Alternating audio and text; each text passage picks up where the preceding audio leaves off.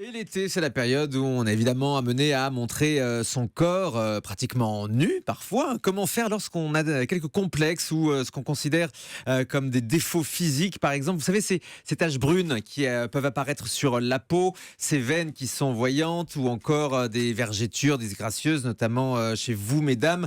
Sydney Ona, notre chirurgien esthétique, est avec nous ce matin. Sydney, pourquoi est-ce qu'on a ça sur la peau? Alors, pour les taches brunes, on va commencer par ce sujet. C'est un trouble de la pigmentation, dérèglement de la pigmentation. La mélanine agit et à ce moment-là, la peau devient plus brune dans des zones par rapport aux zones qui l'entourent. Deux types de taches brunes dont tout le monde a dû entendre parler, le mélasma, ce fameux masque de grossesse, et les lentigos, ce sont les petites taches brunes qui viennent soit du vieillissement, soit du soleil.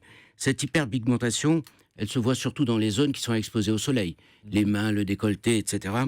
Et comme ça paraît de plus en plus jeune parce que les gens s'exposent davantage, on voit une demande de plus en plus importante, notamment chez les femmes jeunes, de traitement pour cela.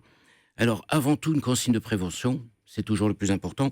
Protection solaire 50, chapeau, lunettes de soleil et même des gants en hiver. Pour tout le Parce que monde? pour Après, toutes ça celles, dépend des types de non, peau. pour toutes celles voilà, qui ont un phototype en faveur de ce genre de tâches, c'est-à-dire celles qui ont la peau plus claire. Ceux qui ont une peau plus foncée sont déjà naturellement protégés. Mhm. Alors, avant de rentrer dans le traitement des taches brunes, sachez que si une de ces taches est un peu isolée et qu'elle est différente des autres, à ce moment-là, allez consulter un dermatologue. Parce que il ne faut pas considérer que toutes les taches sont banales.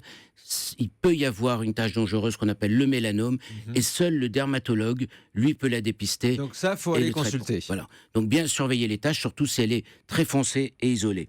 Alors comment traiter les taches? Eh bien, il y a deux traitements.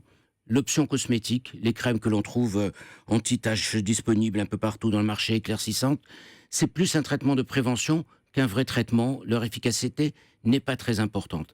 Et après, il y a le traitement dermatologique.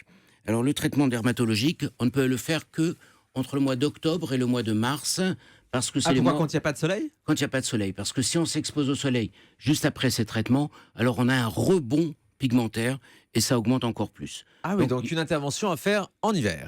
en hiver, octobre à mars. Alors les traitements, eh ben, ils sont au nombre de 4. La lumière pulsée, en premier, ça permet de traiter une vaste zone et ça agit sur les peaux claires, mais il y a un petit risque de brûlure, donc ça doit être fait par un dermatologue. La lumière pulsée, c'est le même système que pour l'épilation définitive?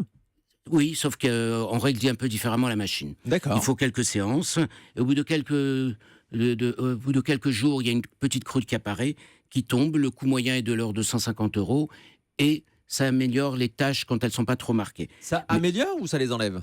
ça enlève les taches pas trop brunes. Mais si les taches sont marquées, le traitement idéal, c'est le laser Q-Switch, qui lui est la technique la plus efficace parce qu'elle va, dans la cellule, prendre la mélanine et la fragmenter, et cette mélanine ensuite est évacuée. C'est le prix d'une séance à peu près 200 euros.